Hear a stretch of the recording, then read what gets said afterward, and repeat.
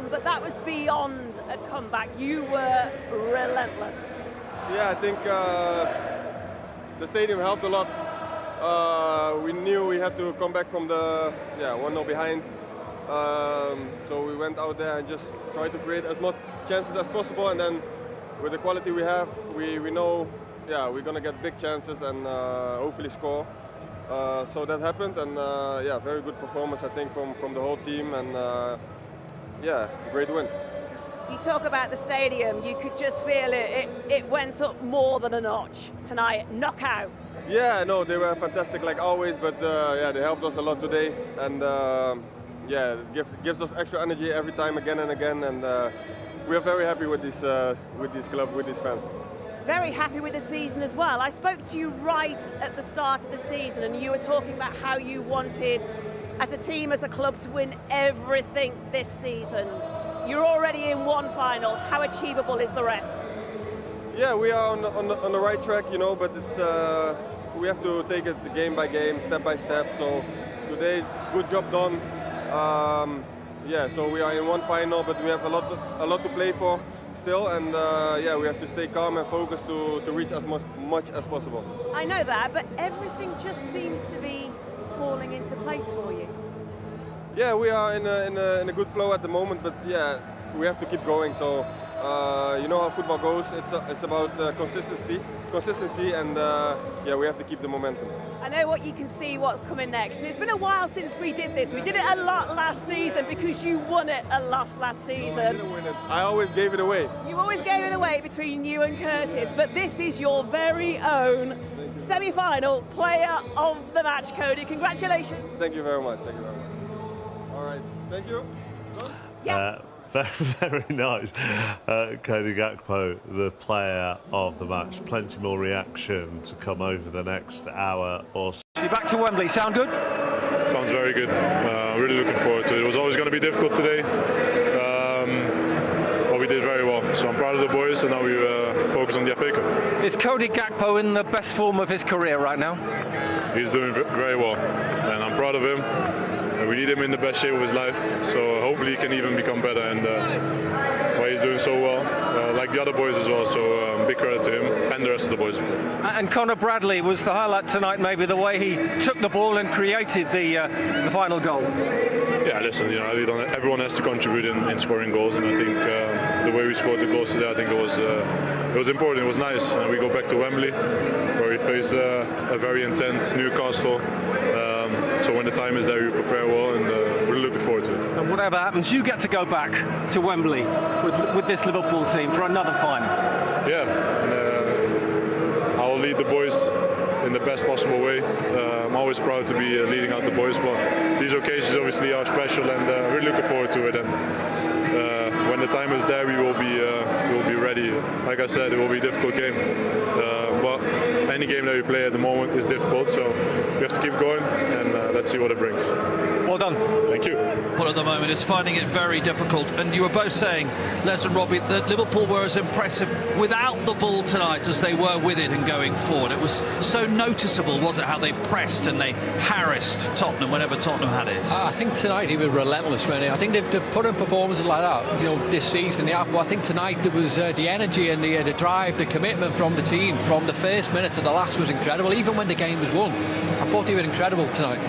Yeah, Tottenham with their best 11 would have found it difficult here tonight, the way Liverpool pressed, the way they went after Tottenham with and without the ball.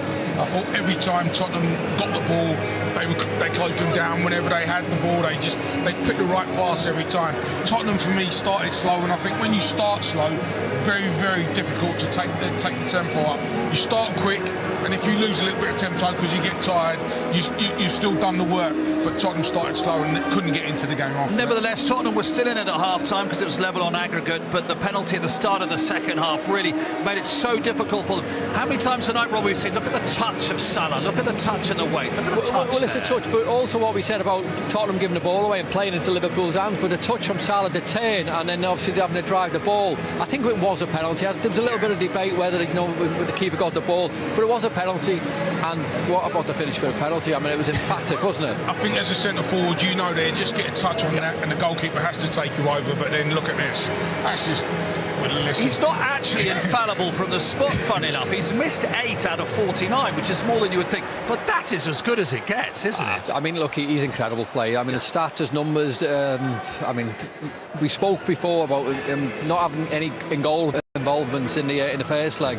I think he's made up for it tonight, hasn't he? Absolutely. And again, as you say with the penalty, Robbie, you both think, and Nunes, as long as I get there first and get a touch, the keeper's going to bring me down here. Exactly. He gets there first. He takes a little touch past the keeper, and you know what? Yeah. It's going to happen. You know, he's going to go down. He's going to go, not go down in terms of, you know, he's looking for looking for the penalty, but he's going to go down just because there's a momentum. He's going to go. Yeah, absolutely. Let's have a look at the third goal as well. Then, and Conor Bradley's part in it again.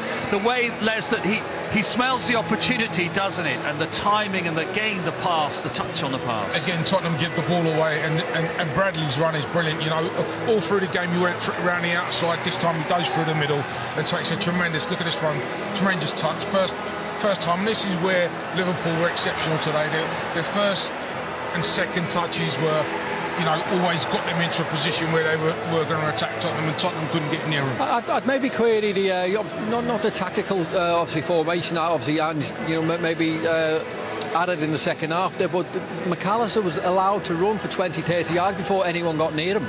And you know, you can't be doing, especially games like this, you can't be allowing players to run 20-30 yards. But McAllister, Jota, Elliott, Diaz coming off the bench, you know, vis-a-vis what Tottenham could bring off the bench because of their injuries.